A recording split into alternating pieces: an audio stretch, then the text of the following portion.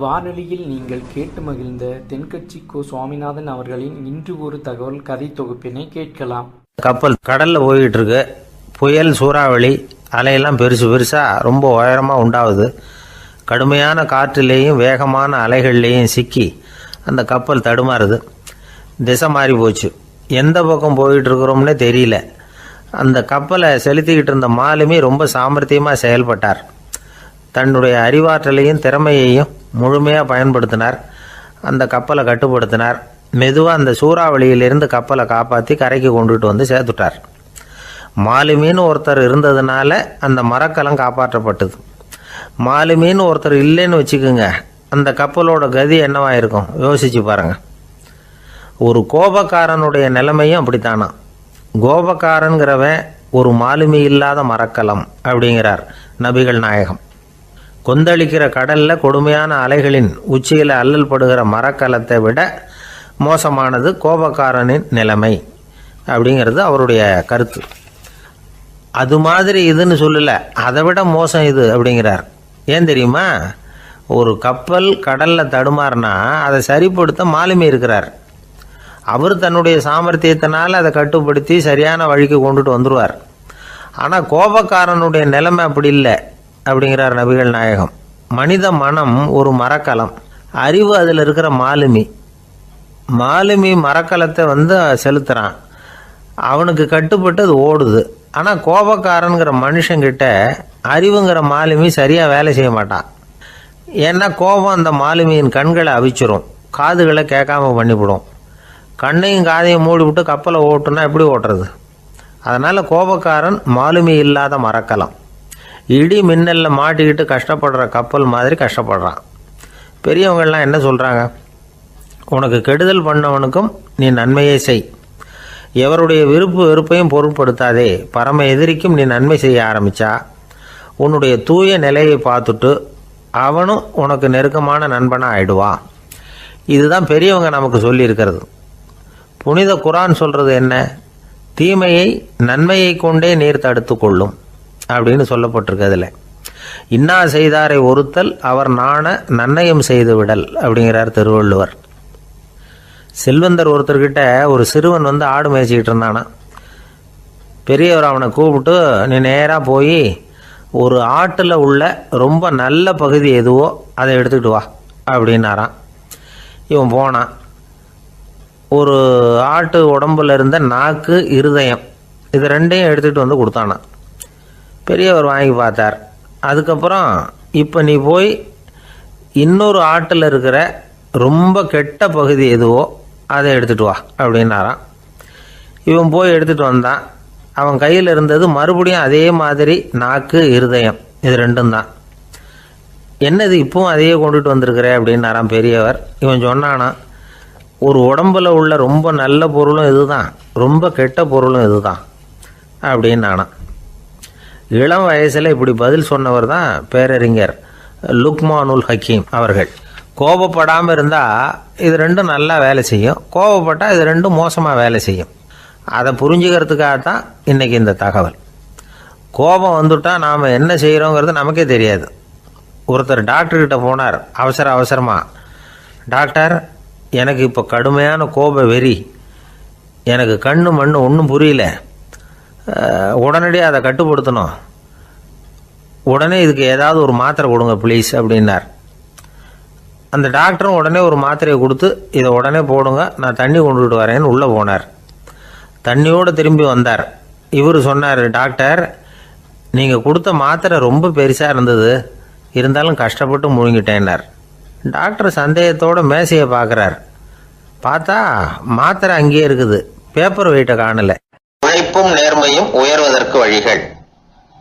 அதை விட்டுட்டு உட்கார்ந்த இடத்துல இருந்துகிட்டே உயர போகணும் அப்படின்னு ஆசை கற்பனை பண்றாங்க. அந்த கற்பனையிலேயே பாதி வாழ்க்கை ஓடி போடுது. உழைப்புங்கிற வழியையும் நேர்மைங்கிற வழியையும் ஒதுக்கி விட்டு குறுக்கு வழியில ஓட நினைக்கிறவங்க குப்புற விழுந்துடுறாங்க. எந்த தொழிலை நாம செய்தாலும் சரி, அந்த தொழிலுக்குரிய பெருமையை நாம புரிஞ்சுக்கிட்டு அதுல ஈடுபடணும். அப்படி இல்லாம, என்ன சார் பொழப்புது, இந்த தொழிலை மனுஷன் செய்வானா அப்படி புலம்பிக்கிட்டே இந்த தொழிலையே செஞ்சுக்கிட்டு இருக்கிறவங்க நம்மள பல பேர் உண்டு. செய்யும் தொழிலே தெய்வம் அப்படின்னு சொல்றாங்கல்ல, அப்படி சொல்றது எதுக்காக? அந்த அளவுக்கு அதுல ஒரு ஈடுபாடு வேணுங்கிறதுக்காகத்தான். ஒரு பெரிய மலைப்பகுதி, அந்த மலை அடிவாரத்துல ஒரு சிற்பி உட்காந்து ஒரு சிலையை வடிச்சுக்கிட்டு இருக்கிறான். கையில ஒரு சின்ன உளிய வச்சுக்கிட்டு ஒரு பெரிய கருங்கல் பாறையை கொஞ்சம் கொஞ்சமா உடைச்சுக்கிட்டு இருக்கான். ஒரு சிற்பத்தை வடிக்கிறதுங்கிறது அவ்வளவு உன்னதமான ஒரு தொழிலா? எல்லாராலையும் முடியுமா அது? அப்படி இருந்தும் அந்த சிற்பிக்கு மன நிறைவில்லை. அவன் நினைக்கிறான், இந்த கடுமையான வெயில்ல உட்கார்ந்து வேலை செய்யறது எவ்வளவு கஷ்டம். நாம ஒரு சிற்பியா இருக்கிறதுனால தானே சூரியன் கடுமையான வெப்ப கதிர்களை நம்ம மேல வீசுறான். நாமளே அந்த சூரியனா இருந்துட்டா இந்த கஷ்டம் இருக்காதே. நம்மளை கஷ்டப்படுத்துறவன் நம்மளோட வலிமை உள்ளவன், அதனால நாம அவனா மாறி விடுறதுதான் நல்லது அப்படின்னு அந்த சிற்பி யோசனை பண்ணான். அவன் எண்ணம் உடனே நிறைவேறிட்டுது. இயற்கைங்கிற மாபெரும் சக்தி அவனை ஒரு சூரியனா மாத்தி விட்டது. சிற்பி இப்போ ஒரு சூரியனா மாறினான். இனிமே இந்த உலகத்துல நம்மளை விட வலிமை உள்ளவன் வேற யாரும் கிடையாது அப்படின்னு நினைக்க ஆரம்பிச்சுட்டான். அவனுக்கு மகிழ்ச்சியா இருந்தது. அந்த மகிழ்ச்சி அதிக நேரம் நீடிக்கல. ஏன்னா கொஞ்ச நேரத்துல ஆகாயத்துல கரிய மழை மேகங்கள் அப்படியே சூழ்ந்து வந்தது. சூழ்ந்து வந்த மேகங்கள் சூரியனை மறைக்க ஆரம்பிச்சது. இப்போ சூரியனா இருந்த அந்த சிற்பி நினைச்சு பாக்குறான், என்ன இது, என்னையே இந்த மேகம் மூடி மறைக்குதுன்னா அது என்னை விட பெரிய ஆளாதான் இருக்கணும். அதனால இனிமே நாம சூரியனா இருக்கக்கூடாது, நாம மேகமா தான் இருக்கணும், அதுதான் கௌரவம் அப்படின்னு நினைக்க ஆரம்பிச்சிட்டான். இப்பவும் பாருங்க, இயற்கை அவனுடைய ஆசையை நிறைவேற்றி வச்சது. சூரியனா இருந்த சிற்பி மேகமா மாறினான்.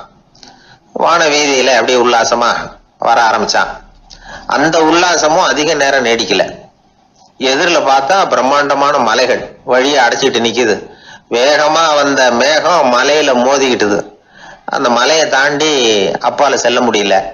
இப்போ அந்த மேகம் நினைக்குது, நாம எந்த தடையும் இல்லாம அந்தரத்துல மிதந்து வர்றோம், நம்மையே போக விடாம தடுக்குதுன்னா அந்த மலைக்கு எப்பேற்பட்ட வலிமை இருக்கணும். இனிமேலும் நாம மேகமா இருந்து பிரயோஜனம் இல்லை, இருந்தா மலையா இருக்கணும், அதுதான் பெருமை அப்படின்னு நினைக்க ஆரம்பிச்சான். இப்பவும் பாருங்க, இயற்கை அவனுடைய ஆசையை நிறைவேற்றி வச்சது. மேகமா இருந்த சிற்பி மலையா மாறினான். பெரிய மலை பூமிக்கும் வானத்துக்குமா நின்றுகிட்டு இருக்கு. இனிமே நமக்கு எந்த கவலை இல்லை அப்படின்னு நினைச்சது அந்த மலை.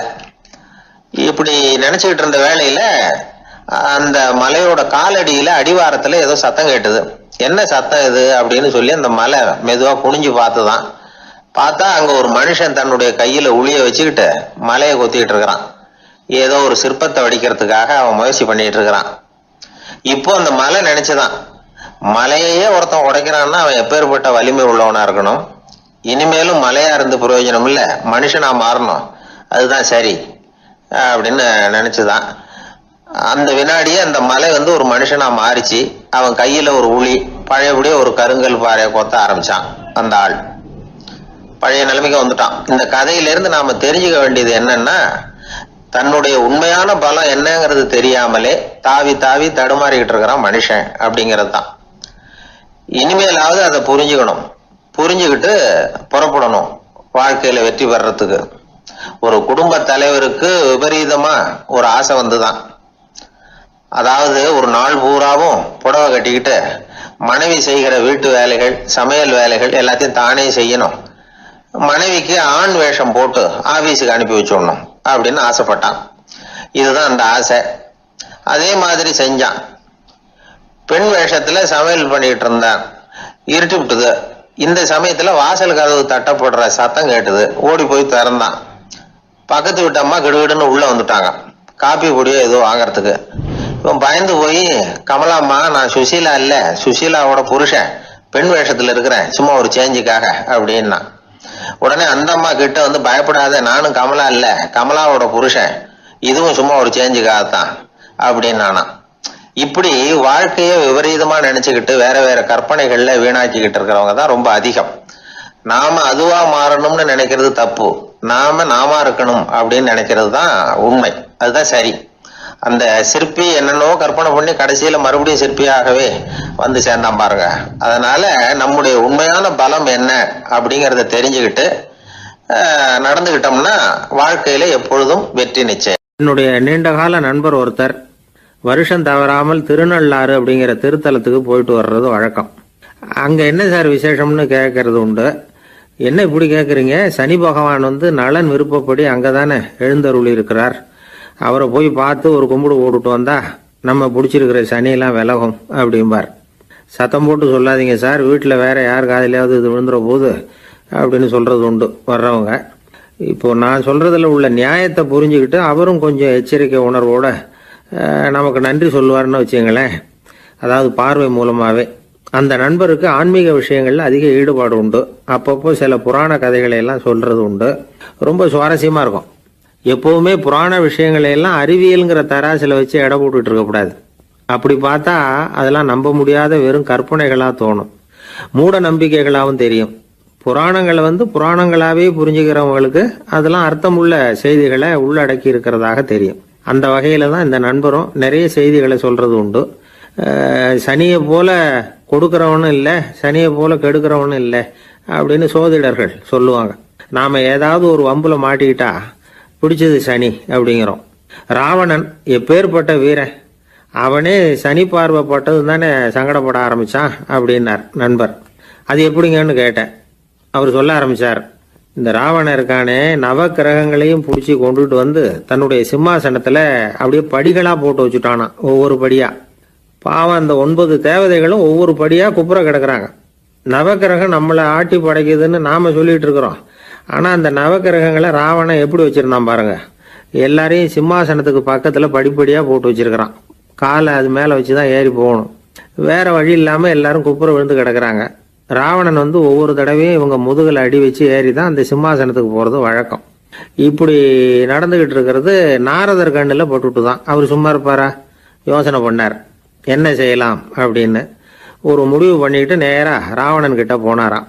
ராவணா, நீ நவக்கிரகங்களை பிடிச்சி கொண்டாந்து உன்னுடைய சிம்மாசனத்துக்கு படிகளாக போட்டு வச்சிருக்கிற, அது உன்னுடைய வீரத்தை காட்டுது.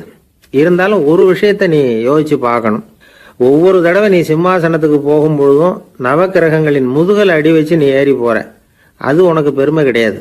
அவங்களுடைய மார்புல அடி வச்சு ஏறி போகணும், அதுதான் உனக்கு பெருமை அப்படின்னாரா.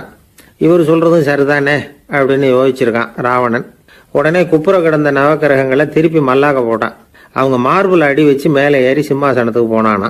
அப்படி போயிட்டு இருக்கும் பொழுது சனி பகவானின் பார்வை அவன் மேலே பட்டுதான். அவ்வளவுதான். என்னாச்சு தெரியுமா? சூர்பனகை தேடி வந்தா. சீதையோட அழகை பற்றி தன்னுடைய அண்ணங்கிட்ட சொல்ல ஆரம்பிச்சுட்டா. விவகாரம் ஆரம்பமாயிட்டது. அதுதான் சனியனுடைய வேலை அப்படின்னு சொல்லி இந்த கதையை சொல்லி முடிச்சார் என்னுடைய நண்பர். ஆக சனியின் பார்வை நம்ம பேல படாமல் பார்த்துக்கிறது தான் நல்லதுங்கிறீங்க அப்படின்னு. ஆமாம் சார், இப்போ கூட நான் உங்கள் வீட்டுக்கு வந்திருக்கிறதே ஒருத்தருடைய பார்வை என் மேலே படக்கூடாதுங்கிறதுக்காகத்தான் அப்படின்னார். யாருங்க அதுன்னு என்னுடைய மாமனார் சார். அவசரத்துக்கு அவர்கிட்ட கொஞ்சம் கடன் வாங்கிவிட்டேன். நம்ம மாப்பிள்ளை தானேன்னு சொல்லி அவர் விட்டு கொடுக்கறதுக்கு தயாராக இல்லை. இன்னைக்கு இப்போ அவர் எங்கள் வீட்டுக்கு வரக்கூடிய நேரம், அதுதான் அவர் பார்வையிலேருந்து படாமல் தப்பிக்கலாங்கிறதுக்காக இங்கே வந்துட்டேன் அப்படின்னார். பார்வை படணும்னு இருந்தால் பட்டுத்தான் தீரும் போல இருக்கு அப்படின்னா. என்ன சார் சொல்கிறீங்கன்னார் ஒன்றும் புரியாமல். நீங்கள் இங்கே தான் வருவீங்கன்னு அவருக்கு ஏற்கனவே தெரியும் போல இருக்கு. அதனால் உங்களுக்கு முன்னாடியே உங்கள் மாமனார் இங்கே வந்துட்டார். அதுவும் அந்த பீரோவுக்கு பக்கத்தில் தான் பின்னாடி மறைஞ்சு நின்றுட்டு இருக்கிறார் அப்படின்னு. ஒரு தடவை நாரதர் ஒரு தெரு வழியாக போய்கிட்டு இருந்தார். வழியில் ஒருத்தர் வேத சாஸ்திரம்லாம் படிச்சுக்கிட்டு உட்காந்துருந்தார். அவர் நாரதரை பார்த்து எங்கே போயிட்டு இருக்கிறீங்கன்னு கேட்டார். கடவுளை பார்த்துட்டு வரலாம்னு போயிட்டு இருக்கிறேன் அப்படின்னார் நாரதர். அப்படின்னா அவர்கிட்ட எனக்கு எப்போ முக்தி கிடைக்கும்னு கேட்டுட்டு வாங்களேன் அப்படின்னார் இவர். சரி கேட்டு வரேன் அப்படின்னு சொல்லிவிட்டு நாரதர் நடந்தார். கொஞ்சம் தூரத்தில் ஒரு மரத்தடியில் ஒரு தொழிலாளி செருப்பு தைச்சிக்கிட்டு உட்காந்துருந்தார். அந்த ஆளும் அதே மாதிரி கேட்டுக்கிட்டார். எனக்கு எப்போ முக்தி கிடைக்கும்னு கடவுள்கிட்ட கேட்டுக்கிட்டு வாங்களேன்னார். அவர்கிட்டையும் சரின்னு சொல்லிவிட்டு நாரதர் நேராக வைகுண்டத்துக்கு சேர்ந்தார். கடவுளை பார்த்தார். இவங்க 2 பேரும் சொல்லி அனுப்பின விஷயத்தை பற்றி கேட்டார். அதுக்கு கடவுள் சொன்னார், அந்த செருப்பு தைக்கிற தொழிலாளி உடல் நீத்ததும் உடனே என்னை அடைவான். ஆனால் அந்த சாஸ்திரம் படித்த ஆள் இப்போதைக்கு என்கிட்ட சேர மாட்டான். அவன் இன்னமும் பல பிறவிகள் எடுத்து அங்கேயே இருக்க வேண்டி இருக்குது. எப்போ இங்கே சேருவான்னு எனக்கே தெரியாது அப்படின்னார். நாரதருக்கு இதோட ரகசியம் என்னங்கிறது புரியல. எனக்கு ஒன்றும் புரியலையேன்னாரான் கடவுள்கிட்ட. சீக்கிரம் புரிஞ்சுக்குவேன், நீ திரும்பி போகிறப்போ நான் இங்கே வைகுண்டத்தில் என்ன செஞ்சுக்கிட்டு இருக்கேன்னு கேட்டால், ஒரு ஊசியின் துவாரத்தில் ஒரு யானையை கோத்துக்கிட்டு இருக்கிறேன்னு அவங்கக்கிட்ட சொல்லு அப்படின்னார் கடவுள் சிரிச்சுக்கிட்டே. நாரதர் பூமிக்கு திரும்பினார். கடவுளை பார்த்தீங்களா, எப்படி இருக்கார் அப்படின்னு விசாரித்தார். வேத சாஸ்திரம் படித்தவர். ஓ பகவானா, அவர் யானையை ஊசியின் காதில் நுழைச்சிக்கிட்டு இருக்கிறார் பார்த்தேன்னார் நாரதர். ஊசி காதில் யானையா, அது எப்படி முடியும்? நீங்கள் சொல்கிறத நான் நம்ப மாட்டேன்னு விட்டார் அவர். சரி, இந்த ஆளுக்கு இறைவன் பேரில் நம்பிக்கை இல்லை அப்படிங்கிறத நாரதர் புரிஞ்சுக்கிட்டார். அடுத்தபடியாக அந்த தொழிலாளி இருந்த இடத்துக்கு போனார். இறைவனை பார்த்தீங்களான்னு கேட்டார் அவர். பார்த்தேன், ஒரு ஊசி துவாரத்தில் யானையை கோத்துக்கிட்டு இருந்தார் அப்படின்னு சொல்லிவிட்டு நாரதர் அந்த ஆள் முகத்தை கவனித்தார். அந்த தொழிலாளி இதை கேட்டுட்டு கொஞ்சம் கூட ஆச்சரியப்படலை. அவரால் முடியாத காரியம் கூட உண்டானார். என்ன இப்படி சொல்கிற, ஊசியின் துவாரத்தில் யானையை கோக்க முடியும்னு நீ நம்புறியா அப்படின்னு கேட்டார் நாரதர். நிச்சயமாக நம்புகிறேன்னார் அவர்.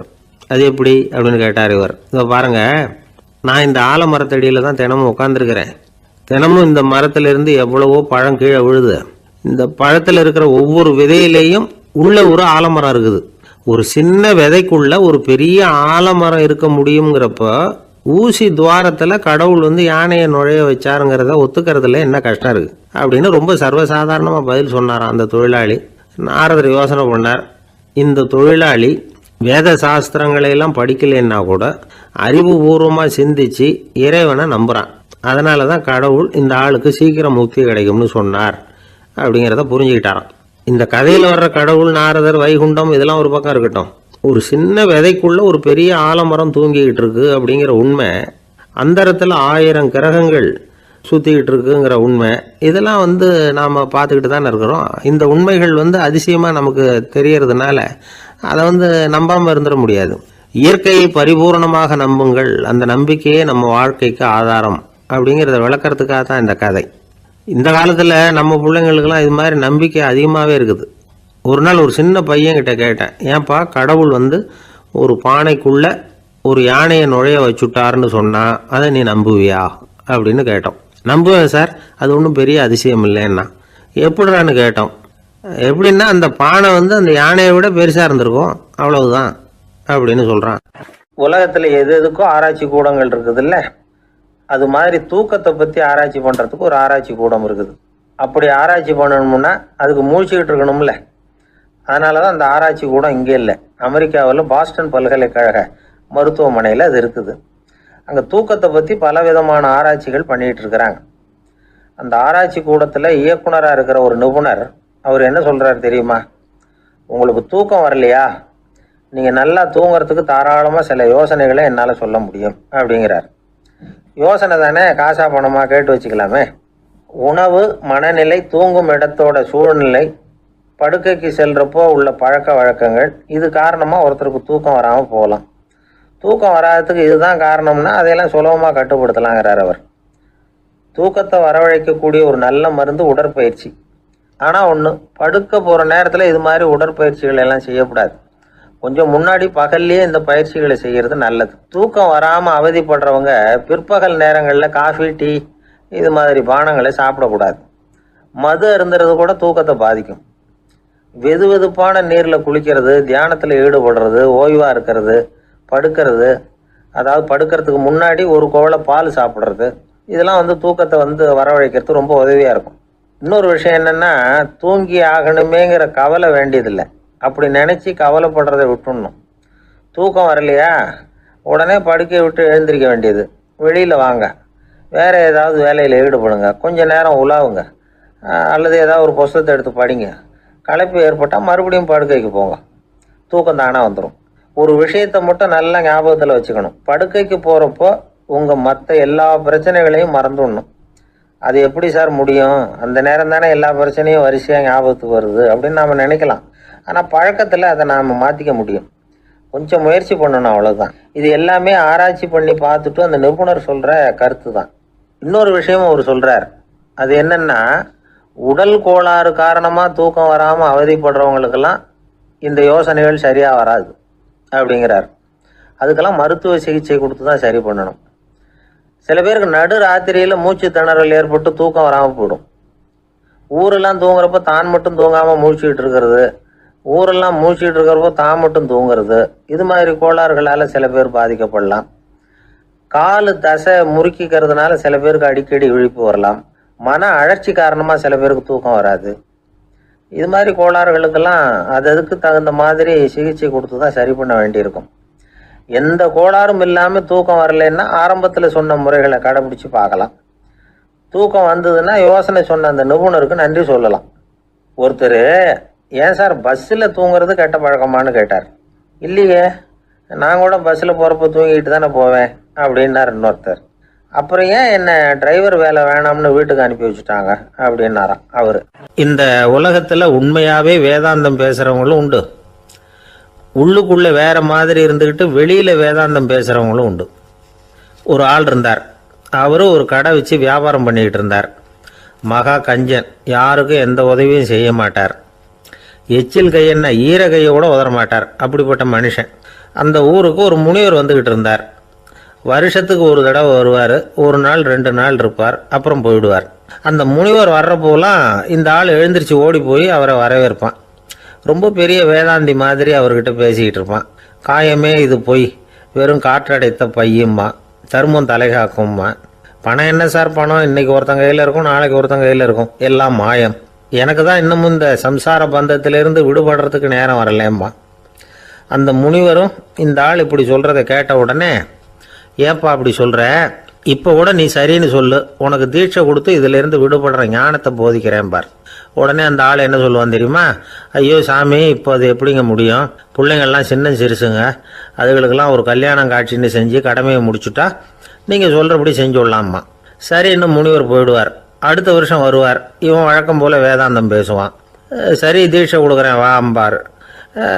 பேரம்பேத்தியை பார்க்கணும், கோர்ட்டில் கேஸ் ஒன்று இருக்குது, அது முடியணும் அப்படின்னு தயங்க ஆரம்பிச்சிருவான். எல்லாம் சொல்லுவான், ஆனால் குடிக்கிறதுக்கு தண்ணி கூட கொடுக்க மாட்டான். ரொம்ப வருஷம் கழித்து மறுபடியும் ஒரு நாள் அந்த ஊருக்கு முனிவர் வந்தார். இவன் கடைக்கு வந்தார். அப்புறம் அங்கே கல்லாவில் நம்ம ஆள் இல்லை, அவன் புள்ள தான் உட்காந்துருக்கிறான். அப்பாவை போலவே புள்ளையும் எழுந்திரிச்சு ஓடியாந்து முனிவரை வரவேற்றான். அப்பா எங்கேன்னு விசாரிச்சார் முனிவர். ஐயோ அதை ஏன் கேட்குறீங்க சாமி, உங்ககிட்ட தீட்சை வாங்கி இந்த சம்சார பந்தத்திலேருந்து விடுதலை பெறணும்னு சொல்லிக்கிட்டே இருப்பார், அது நிறைவேறாமலே போய் சேர்ந்துட்டார். போன மாதம் ஒரு நாள் திடீர்னு நெஞ்சு வலிக்குதுன்னார், அவ்வளோதான் போட்டுன்னு போயிட்டார் அப்படின்னு புலம்புனான் பையன். இதை கேட்டதும் முனிவர் சிரிச்சாரான். அவன் எங்கடா போவான், உன் அப்பா எங்கேயும் போகல, இதோ வாழை ஆட்டிக்கிட்டு உன் காலடியிலே இருந்துக்கிட்டு இருக்கான் பார் அப்படின்னு சொல்லி அங்கே நின்றுக்கிட்டு இருந்த ஒரு நாயை சுட்டி காட்டினாரான். என்ன சாமி சொல்கிறீங்க அப்படின்னு ஆச்சரியமாக கேட்டிருக்கான் பையன். உடனே முனிவர் அந்த நாயோட தலையில் ஒரு தட்டு தட்டி பேசுகிறா அப்படின்னாரான். உடனே அந்த நாய் வேதாந்தம் பேச ஆரம்பிச்சுட்டு தான். காயமே இது போய் வெறும் காற்றடைத்த பை அப்படின்னு தான். முனிவர் சொன்னார், அடே இப்போவும் ஒன்றும் கெட்டு போகல, நீ விரும்புனா சொல்லு, உனக்கு தீட்சை கொடுத்து என் பின்னாடியே அழைச்சிட்டு போயிடுறேன், அங்கே அழைச்சிட்டு போய் உனக்கு ஞானத்தை போதிக்கிறேன், வர்றியா அப்படின்னு கேட்டிருக்கார். உடனே அந்த நாய் சொல்லிச்சான், ஐயோ அதை ஏன் கேட்குறீங்க சாமி, நான் உண்ணாமல் தின்னாமல் ஏராளமான சொத்து சேர்த்து வச்சுட்டேன். என் பிள்ளைங்க அதோட பெருமை தெரியாமல் ராத்திரி நேரம்லாம் கதவை திறந்து போட்டுட்டு தூங்கிடுவாங்க. அதனால் இப்படி நாயாக பிறந்து ராத்திரி பகலாக சுற்றி சுற்றி காவல் காத்துக்கிட்டு கிடக்கிறேன். இப்போ எப்படி சாமி வர முடியும் அப்படின்னு கேட்டுதான்.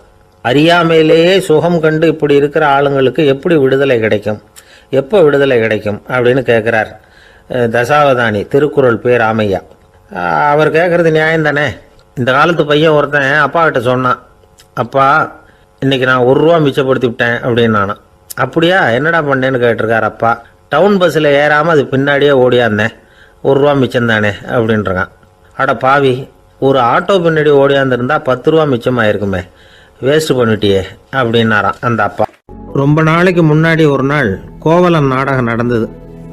எங்கே மதுரையில் நடந்தது. அதில் ஒரு முக்கியமான கட்டம், கண்ணகி கிட்ட சிலம்பை வாங்கிக்கிட்டு அதை விற்கிறதுக்காக மதுரை நகருக்கு புறப்படுறான் கோவலன். அந்த சமயத்தில் கண்ணகி பாடுற மாதிரி ஒரு நாடக பாடல், நாடக ஆசிரியர் எழுதினது. அது என்ன பாட்டுன்னா, மா பாவியோர் கூடி வாழும் மதுரைக்கு மன்னா போகாதீர் என்று அப்படின்னு ஆரம்பிக்கும் அந்த பாட்டு. இதுதான் அந்த பாட்டு. இதை கண்ணகி மேடையில் பாடின உடனே கூட்டத்தில் சலசலப்பு. நம்ம ஊர்லேயே நமக்கு முன்னாடியே நின்றுக்கிட்டு மா பாவியோர் கூடி வாழும் மதுரை அப்படின்னு சொல்கிறாங்களே, என்ன தைரியம் அப்படின்னு எல்லாம் குழப்பம் பண்ண ஆரம்பிச்சிட்டாங்க. மக்கள் சத்தம் போட ஆரம்பிச்சிட்டாங்க. எதிர்ப்பு குரல் அது பாட்டுக்கு வர வர அதிகமாக போட்டுது. கொண்டுகிட்டு வா அந்த நாடக ஆசிரியரை, எழுதுனது யார் அப்படின்னு ஒரே சத்தம் கூச்சல். வேறு வழி இல்லை. மெதுவாக மேடைக்கு வந்தார் அந்த நாடக ஆசிரியர். 4 பக்கத்தில் இருந்தும் கேள்வி கணைகள். மக்களை பார்த்து கொஞ்சம் அமைதியாக இருங்கோ அப்படின்னு சொல்லிவிட்டு தன்னுடைய விளக்கத்தை சொல்ல ஆரம்பித்தார் அந்த நாடக ஆசிரியர். மா அப்படின்னு சொன்னால் திருமகளாகிய லட்சுமி அப்படின்னு அர்த்தம். பா அப்படின்னா கலைமகளாகிய சரஸ்வதி. வி அப்படின்னா மலைமகளாகிய பார்வதி. மா பாவியோர் அப்படின்னா திருமகளும் கலைமகளும் மலைமகளும், இவங்க மூவரும் அப்படின்னு அர்த்தம். இந்த 3 பேரும் வாழ்கின்ற மதுரை புனிதம் நிறைந்தது, சகல செல்வங்களும் நிறைஞ்சது. அப்படிப்பட்ட ஊரில் நான் அணிந்து கொள்ளும் இந்த சாதாரண சிலம்பை யார் வாங்கிக்குவாங்க அப்படிங்கிற எண்ணத்தோடு தான் கண்ணகி அப்படி சொல்கிறா. அதை நினச்சி தான் நான் எழுதினேன். ஆகவே மதுரையை ரொம்ப சிரமப்படுத்தணும், ரொம்ப மோசமாக எழுதணும் அப்படிங்கிற எண்ணம்லாம் எனக்கு கிடையாது. பெருமைப்படுத்தணும்னு நினச்சி தான் அப்படி எழுதினேன் அப்படின்னு விளக்கம் கொடுத்தாராம். இந்த விளக்கத்தை கேட்டதும் எல்லாரும் ரொம்ப சமாதானம் ஆயிட்டாங்களாம். இப்படி விளக்கம் கொடுத்த அந்த நாடக ஆசிரியர் யார் தெரியுமா? அவர் தான் தமிழ் நாடக உலகின் முதல் ஆசான் சங்கரதாஸ் சுவாமிகள். அவருக்கு நகைச்சுவை உணர்வும் அதிகம். 1920ஆம் ஆண்டு திருநெல்வேலியில் அவர் தங்கியிருக்கிறார் நாடகம் நடத்துறதுக்காக. அவர் தங்கியிருந்த வீட்டில் கொசு மூட்டை பூச்சி அதிகமாக இருந்திருக்கு. அவரால் தூங்கவே முடியல. அவர் அனுபவித்த தொல்லைகள் ஒரு பாட்டாக உருவாச்சு. வேடிக்கையாக ஒரு பாட்டு எழுதினாராம். மூட்டையும் கொசுவும் ஒரு வீட்டிலே மீட்டிங் போட்டால் முன்னே நிற்க யாரால் முடியும்? கொசு மோகன ராகம் போல சத்தம் போட்டு முன்னே நின்று செய்திடும் யுத்தம். இதை மறுநாள் நாடகத்தில் கோமாளி வேஷம் போட்ட ஒரு சிறுவனை விட்டு பாட வச்சிருக்காரு. எல்லாரும் சிரித்து ரசித்தாங்களாம். சங்கரதாஸ் சுவாமிகள் கல்யாணமே பண்ணிக்கல, துறவி மாதிரியே வாழ்ந்திருக்கார். தமிழ் நாடக கலைக்கு தன்னையே அர்ப்பணம் பண்ணிட்டவர் அவர். 1922 நவம்பர் மாதத்தில் ஒரு நாள் புதுச்சேரியில் அவர் வாழ்க்கை முடிஞ்சுது. அப்போ அவருக்கு வயசு 55. சங்கரதாஸ் சுவாமிகள் நாடக ஆசிரியர் மட்டும் இல்லை, மேடை நாடக இயக்குனர், தயாரிப்பாளர். அவரே ஒரு சிறந்த நடிகர். ஒரு தடவை சாவித்திரி நாடகத்தில் இவர் யமதர்மனா வேஷம் போட்டு நடிச்சிருக்கிறார். நாடகம் பார்த்துக்கிட்டு இருந்த கருவுற்ற ஒரு பெண்மணிக்கு பயத்தினால அங்கேயே குழந்தை பிறந்துட்டு தான். அந்த நிகழ்ச்சிக்கு அப்புறம் இவர் இந்த வேஷம் போடுறப்போலாம் ஜனங்களுக்கு முன்கூட்டியே எச்சரிக்கை கொடுக்க ஆரம்பிச்சிருவாராம். அதாவது அப்படி யாராவது பயப்படுறவங்க இருந்தால் கொஞ்சம் கண்ணை மூடிங்க அல்லது எழுந்திரிச்சு போடுங்கன்னு. நடிப்புன்னா அப்படிலாம் இருக்கணும். இந்த காலத்தில் நடிகர் ஒருத்தர் சொன்னார், சார் நான் இந்த நாடகத்தில் நடிக்கிறப்போ முகத்தில் நவரசங்களையும் காட்டி நடித்தேன், உணர்ச்சிகளை எல்லாம் நல்லா காட்டி நடித்தேன். அப்படி இருந்தும் ஜனங்கள் கல்லை எடுத்து மேடையில் வீசிவிட்டாங்க சார் அப்படின்னார். நாடகத்தில் உங்களுக்கு என்ன வேஷம் அப்படின்னு கேட்டாங்க. அது செத்து கிடக்கிற பணமாக நடித்தேன் சார் அப்படின்னார். ஒரு ஊரில் ஒருத்தர் இருந்தான். ஏதோ ஒரு சின்ன அலுவலகத்தில் வேலை பார்த்துக்கிட்டு இருந்தான். ரொம்ப ஏழை. வர்ற கொஞ்சம் வருமானத்தை வச்சு வாழ்க்கையை ஓட்டிகிட்டு இருந்தான். ஒரு நாள் தெரு வழியாக அவன் நடந்து வந்துக்கிட்டு இருக்கிறான். தெருவில் ஒரு காசு கிடந்தது. அதை பார்த்துட்டான். அது குனிஞ்சு எடுத்தான். அது ஒரு பழங்கால காசு. அந்த காசு நடுவில் ஒரு துளை இருந்தது. அதாவது துளையிட்ட நாணயம். பழங்காலத்தில் புழக்கத்தில் இருந்த ஒரு நாணயம் அது. துளையிட்ட நாணயம் கிடச்சிதுன்னா ரொம்ப நல்லது, அது அதிர்ஷ்டம் அப்படின்னு ஒரு நம்பிக்கை உண்டு. இவன் கையில் அது கிடைச்சதும் ரொம்ப சந்தோஷப்பட்டான். இனிமேல் என்னுடைய கஷ்டம்லாம் தீரப்போகுது, அதிர்ஷ்டம் என்னை தேடி வரும், நான் பணக்காரன் ஆகிடுவேன் அப்படின்னு சொல்லிட்டு அந்த காசை தன்னுடைய கோட்டு பையில் பத்திரமா போட்டு வச்சுக்கிட்டான். அடிக்கடி அதை தொட்டு பார்த்துக்கிறது உண்டு, வெளியில் எடுக்க மாட்டான். இப்படியே கொஞ்ச காலம் ஆச்சு. அதுக்கப்புறம் என்னாச்சு தெரியுமா? நிஜமாகவே அதிர்ஷ்டம் அவனை தேடி வர ஆரம்பிச்சிட்டுது. செல்வம் குவிஞ்சுது. பணம், பதவி, புகழ் எல்லாம் சேர்ந்தது. சமூகத்தில் அவன் ஒரு பெரிய மனுஷன் ஆகிட்டான். எல்லாரும் அவனை பாராட்டினாங்க.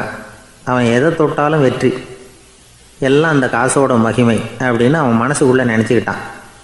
தினமும் காலையில் அந்த கோட்டை போட்டுக்கிட்டு தான் வெளியில் கிளம்புவான். புறப்படுறதுக்கு முன்னாடி கோட்டு பாக்கெட்டை தொட்டு பார்த்துக்குவான், உள்ளே காசு இருக்கா அப்படிங்கிறத உறுதிப்படுத்திக்குவான். அதுக்கப்புறம் தான் வெளியில் கிளம்புவான்.